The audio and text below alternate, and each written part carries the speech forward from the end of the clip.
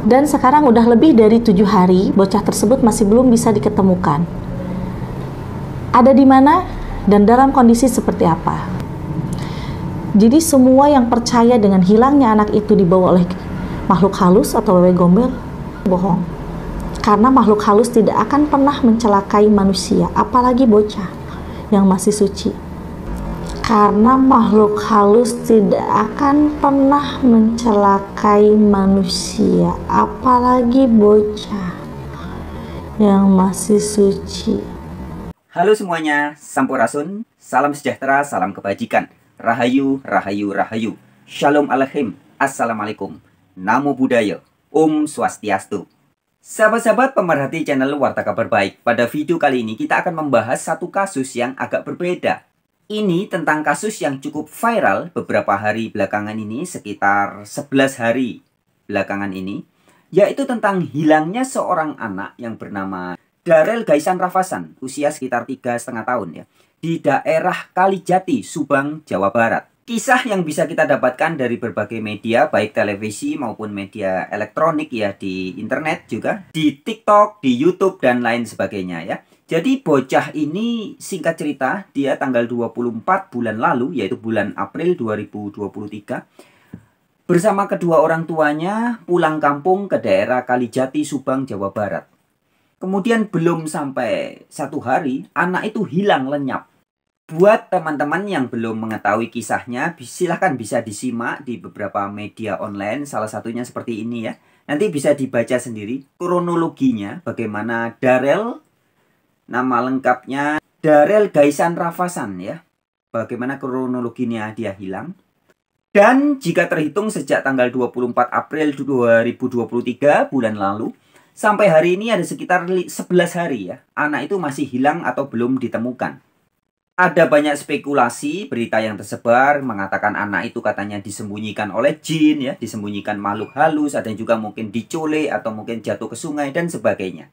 Dan seperti biasa di Indonesia ada banyak spekulasi ketika ada kasus seperti ini ya. Ada muncul paranormal ya, orang yang menganggap diri sebagai orang yang paham dalam dunia gaib ya, mulai memberikan penerawangan-penerawangan ya, baik anak indigo juga ya. Orang-orang yang dianggap indigo mulai berspekulasi macam-macam.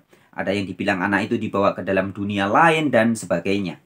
Kemudian dari banyaknya komentar dari berbagai pihak, saya tadi mendapati salah satu komentar dari channel IMP Entertainment yang disajikan oleh Mbak Anggra Putri Tania. Demikian cuplikan videonya.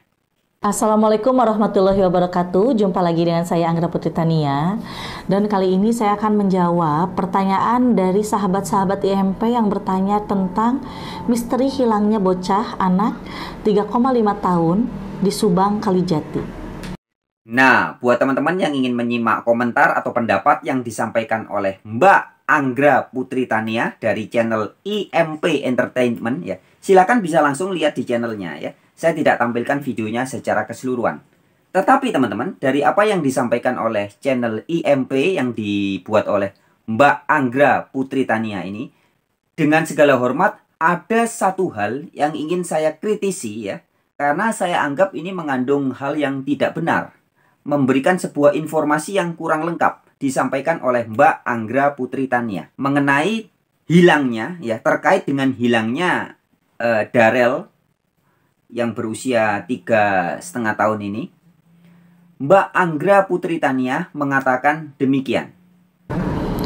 Dan sekarang udah lebih dari 7 hari, bocah tersebut masih belum bisa diketemukan. Ada di mana dan dalam kondisi seperti apa? Jadi semua yang percaya dengan hilangnya anak itu dibawa oleh makhluk halus atau wewe gombel, bohong.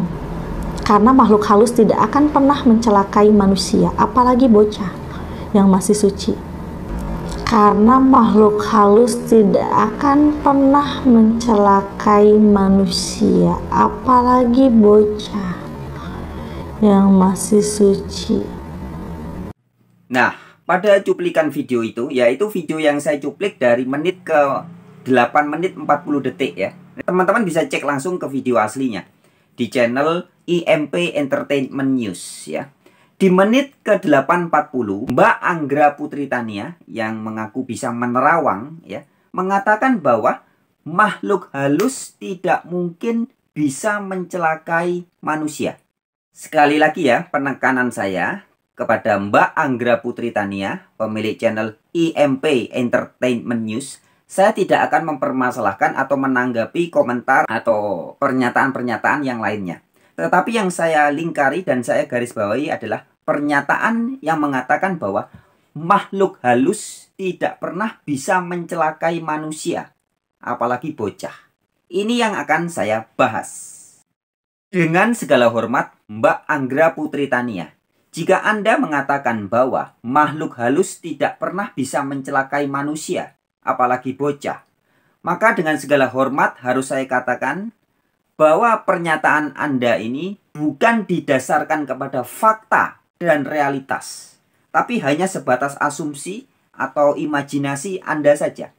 Kalau dibahasakan dengan bahasa gaul masa kini ya, mungkin Mbak Anggra Putri Tania, ketika Anda mengatakan bahwa makhluk halus tidak bisa mencelakai manusia, apalagi bocah, ya, nampaknya Mbak Anggra Putri Tania, Anda itu mungkin temannya kurang banyak, tidurnya kurang malam, mainnya kurang jauh, atau kalau Mbak minum kopi, mungkin kopinya kurang kental. Itu bahasa gaulnya ya. Ya, artinya informasi yang masuk, data-data informasi yang masuk ke dalam kehidupan Mbak Anggra Putri Tania tentang kasus seperti itu kurang banyak Mbak ya. Data-datanya, pengalamannya juga kurang. Ketika Anda mengatakan bahwa makhluk halus tidak pernah bisa mencelakai manusia. Sebelum saya lanjutkan, ya, saya perlu garis bawahi ya, bahwa saya tidak sedang membahas apakah si bocah ini yang bernama Darel ini memang hilang karena digondol oleh makhluk halus atau karena sebab lain, mungkin diculik atau mungkin dia jatuh ke sungai dan sebagainya. Saya tidak sedang membahas itu ya. Tapi yang saya titik beratkan adalah pernyataan dari Mbak Anggra Putri Tania yang mengatakan bahwa makhluk halus tidak bisa mencelakai manusia. Ya, jadi pernyataan ini, informasi inilah yang sudah Mbak sampaikan ke publik yang akan saya kritisi. Oke, baiklah. Bantahan atau kritik yang saya ajukan kepada pernyataan dari Mbak Anggra Putri Tania yang mengatakan bahwa makhluk halus tidak bisa mencelakai manusia. Ada dua hal yang saya ingin tekankan. Yaitu pernyataan Mbak Anggra Putri Tania ini tidak sesuai dengan fakta. Pertama adalah fakta kitab suci. Baik dalam kitab suci beberapa agama seperti Al-Quran, hadis, kemudian juga di Bible, Alkitab ya. Itu jelas dikatakan bahwa setan atau yang disebut jin ya, ataupun mungkin Anda menyebutnya makhluk halus ya, itu bisa mencelakai manusia.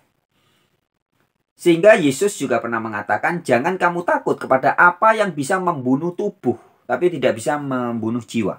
Jadi jelas makhluk-makhluk halus atau setan-setan atau yang juga disebut sebagai jin itu bisa mencelakai manusia. Ini yang pertama ya. Jadi dari pesan-pesan yang tertulis dalam kitab-kitab suci, beberapa kitab suci itu memberitahu kita bahwa makhluk-makhluk yang kita sebut sebagai jin atau setan atau mungkin Anda menyebutnya makhluk halus ya, itu bisa mencelakai manusia.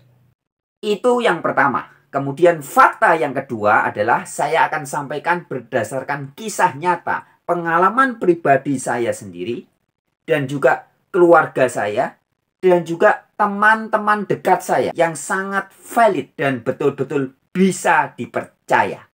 Bagi orang-orang Jawa, para spiritualis, ya, kebenaran itu harus bisa diverifikasi, harus bisa dibuktikan. Karena kebenaran yang sejati itu harus sifatnya kenyataan atau kasunyatan, bukan sekedar opini atau pendapat atau ceritanya katanya saja. Satu contoh atau misal, ketika di dalam Bible atau Alkitab, yaitu di dalam kitab Wahyu, dikatakan bahwa iblis itu dilemparkan ke bumi dan mengajak sepertiga penduduk surga.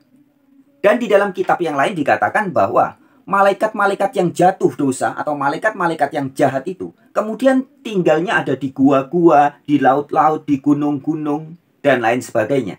Nah, Apa yang tertulis di Alkitab itu bahwa malaikat-malaikat jahat itu dibuang dan kemudian tinggalnya ada di laut-laut, di gunung-gunung, di rumah-rumah kosong ya, di hutan-hutan dan sebagainya itu. Ini harus bisa diverifikasi. Harus bisa dibuktikan kebenarannya. Bukan hanya katanya, ceritanya. Nah, ternyata bisa kita buktikan bahwa malaikat-malaikat jahat itu yang ada di gunung-gunung, di laut, ya, di hutan-hutan dan sebagainya, dan mungkin juga di rumah-rumah kosong, ya. Itulah yang kemudian kita dalam bahasa Indonesia kita ada menyebutnya sebagai gendruwo, sebagai jin, sebagai kuntilanak, wewe gombel, apalagi dan teman-temannya itu ya.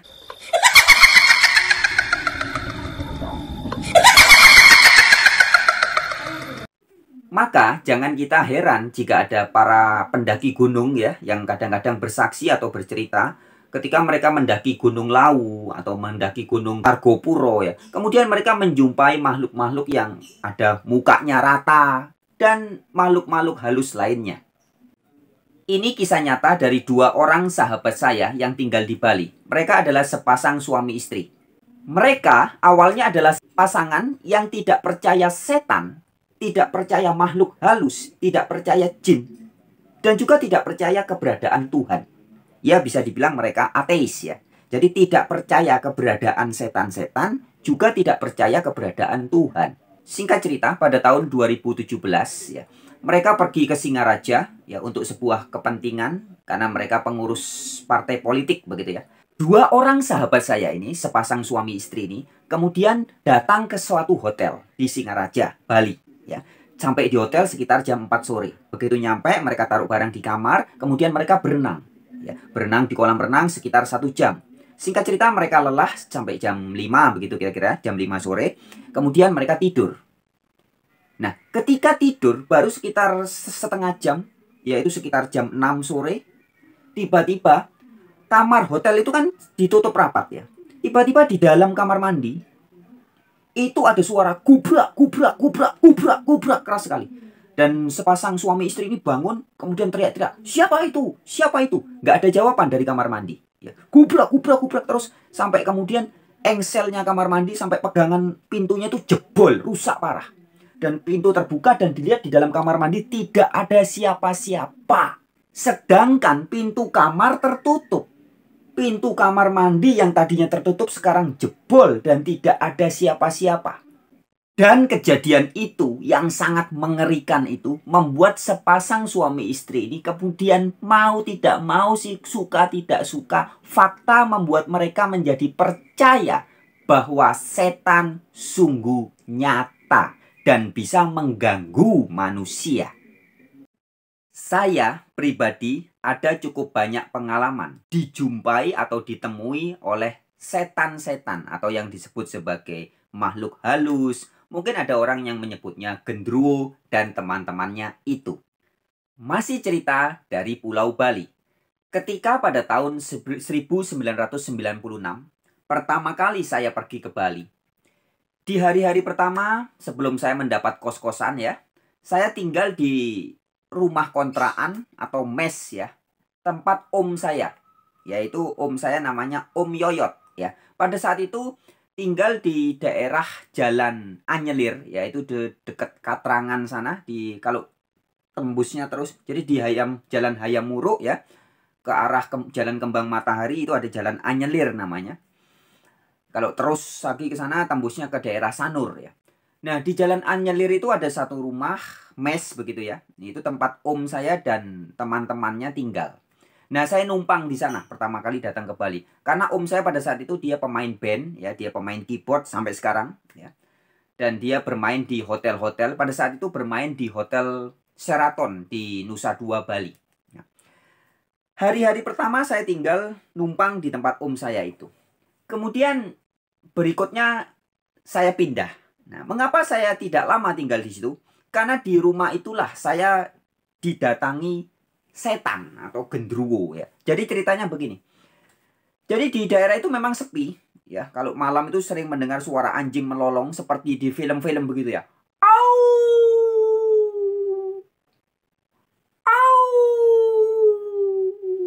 Nah, Om saya dengan grup bandnya itu biasa bekerja itu malam. Mereka berangkat kerja jam 9, pulang sekitar jam 4, kadang jam 5 pagi ya. Jam 9 malam sampai jam 4 atau jam 5 pagi. Nah, sehingga pada malam hari saya sendirian di situ. Nah, pada malam hari itu saya tidur, saya kalau tidur tuh biasa tengkurap begini ya, teman-teman, tengkurap. Tengkurap kan dari kecil saya bisa tidur tengkurap. Nah, tiba-tiba sekitar mungkin jam 12 malam atau jam 1 pagi begitu ya. Di belakang saya ini ada yang mendekap sambil bersuara. Nah, sontak saya langsung ketakutan. Dan saya lihat ke belakang gini ternyata dia makhluk besar hitam. Dia ketawa-ketawa. Saya sangat ketakutan. Kemudian saya baca doa-doa begitu. Dia nggak pergi, dia malah tambah ketawa. Kemudian saya bilang, matilah saya. Mati sudah saya pasrah, saya mati. Begitu saya pasrah, saya bilang, saya mati. Dia ketawa. Sambil dia pergi begitu keluar. Bus, tembus pintu, tembus tembok begitu. Nah, itu salah satu kisah nyata pengalaman pribadi saya. Pertama kali ketika saya di Bali didatangi setan. Lain cerita lagi. Nah, teman-teman, ini ada koran ya. Koran ini sudah lama banget ya. Koran Minggu ketiga November 1977. Nama korannya koran Surabaya Minggu ya. Di koran Surabaya Minggu yang terbit bulan November 77 ini, nah di halaman ketiga, ini ada fotonya ya. Ada foto seorang ibu gendong bayi. Dan saya bacakan di sini ya. Menghentikan air mata darah. Maria Yohanes, istri Julius Baria yang tinggal di Jember pada awal Oktober 1977, melahirkan anak yang kedua dan diberi nama Donald Baria. Kebahagiaan dan kemalangan adalah takdir yang telah digariskan oleh Tuhan kepada hambanya. Demikianlah yang dialami keluarga Baria, di mana si kecil Donald yang berusia 7 hari tanpa didahului dengan tanda-tanda bahwa si bayi akan sakit. Dengan mendadak si bayi menangis. Dan tangisnya tidak sebagaimana biasa. Dan beberapa jam kemudian kelopak mata si bayi tidak dapat membuka sebagaimana semula. Yang lebih mengherankan lagi, setiap bayi menangis bukan keluar air mata, tetapi darah. Jadi dari bayi lahir, kalau nangis keluarnya bukan air mata, tapi darah. Beberapa dokter di kota Jember didatangi. Tak satu pun yang berhasil menyembuhkan kelopak matanya. Sampai si Donald berusia 18 hari, keadaannya semakin mengkhawatirkan. Ya. Dengan, apa ini, tulisannya sudah agak hilang nih. Oh, dengan penuh harapan, demi kesembuhan anak tersayang, berangkatlah keluarga Julius Baria ke Surabaya. Ke Surabaya, juki jaki juk. Begitu ya, mungkin naik kereta mungkin ya. Nggak diceritakan itu, naik kereta atau naik apa, katakan pergi ke Surabaya. Dan menuju ke Baratajaya, di mana Frans yang pernah dimuat di Sumi, ya Sumi itu Suara Minggu, beberapa pekan lalu praktek. Ya, jadi di Surabaya ada seorang tabib begitu namanya Om Frans, dia orang Ambon begitu ya. Dengan disaksikan lebih kurang 60 pasien lainnya termasuk wartawan Surabaya Minggu, Frans dengan membaca surat Al-Ikhlas kemudian meneteskan air lewat daun pupus pisang ke kedua mata si bayi. Ya, jadi pakai daun pisang, kemudian ditetesi air jeruk nipis, dikenain mata si bayi itu. Selanjutnya, keesokan harinya, keluarga Baria dengan menggendong si bayi yang telah sembuh datang ke tukang ngadu jago tersebut. Wah ya, jadi si tabib ini yang dikenal sebagai Om Frans ini sangat terkenal dulu di daerah Barata itu ya, di Surabaya itu. Juga dia hobi tukang ngadu jago atau tukang sabung ayam. Dan menyatakan terima kasihnya. Frans dengan tersenyum mengatakan agar keluarga Baria tetap melakukan sembahyang. Keluarga Baria sudah 2 kali disembuhkan oleh Frans dari penyakit yang gawat. Sebagai rasa terima kasih, nanti tepat 36 hari, nama Frans akan dipakai untuk si kecil, Frans Donald Baria. Nah, siapakah Frans Donald Baria? Ini orangnya. Nah, jadi itu kisah yang dicatat oleh koran Suara Minggu ya, Surabaya.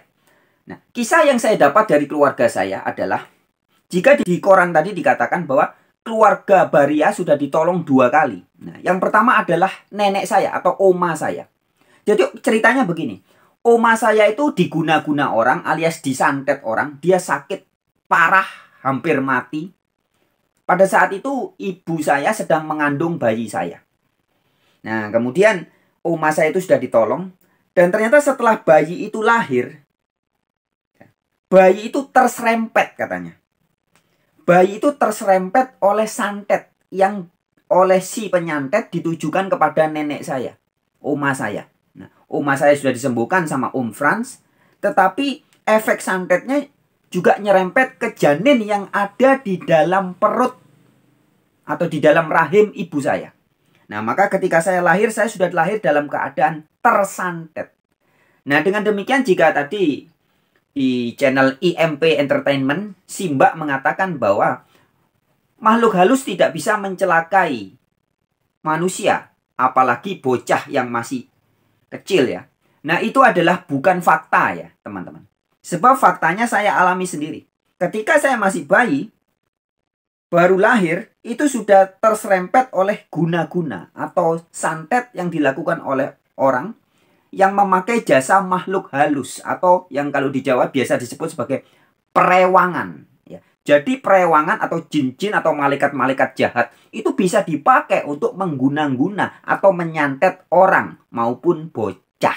Sebagai sekedar informasi ya teman-teman. Bagaimana seorang manusia bisa diguna-guna atau disantet ya. Teman-teman bisa lihat ini tabel frekuensi energi kesadaran manusia. Ya. Yang level bawah ini ya, jadi yang level merah ini adalah kondisi ketika jiwa atau keadaan manusia diliputi oleh rasa khawatir atau rasa takut atau rasa cemas ya, atau rasa merasa bersalah, berdosa. Ini adalah frekuensi kesadaran manusia. Nah, ketika manusia berada di kesadaran yang rendah, kesadaran bawah ini, kesadaran force ya, maka kondisi-kondisi seperti inilah yang membuat manusia itu bisa mudah disantet, mudah diguna-guna. Nah, jika level kesadaran kita berada, frekuensi kesadaran spiritual kita berada di level yang atas, ada cinta kasih, ada rasa damai, rasa tenang, memaafkan, damai sejahtera, itu tidak bisa diguna-guna atau tidak bisa disantet ya. Jadi sekali lagi, orang-orang yang bisa disantet atau begini, suatu santet, suatu guna-guna hanya bisa dilakukan kepada orang yang jiwanya memiliki kesadaran level rendah. Nah, karena frekuensi guna-guna atau frekuensi makhluk halus yang jahat ya, yang berasal dari malaikat-malaikat jahat itu ya, yang kemudian bisa dipakai sebagai perewangan untuk mencuri, bahkan membunuh orang, nakut-nakutin orang, nyantet orang ya, itu berada di level rendah ya. Sehingga frekuensinya harus sama sebagaimana frekuensi radio. Ini ilustrasi ya. Gelombang frekuensi modulasi atau FM hanya bisa diterima dengan perangkat yang juga berfrekuensi modulasi atau FM juga. Kalau amplitudo modulasi nggak bakal nyambung kepada frekuensi modulasi. AM nggak bakal nyambung dengan FM. Nah, itu ilustrasi. Nah, begitupun ilmu santet itu hanya bisa dilakukan dalam kondisi frekuensinya sama.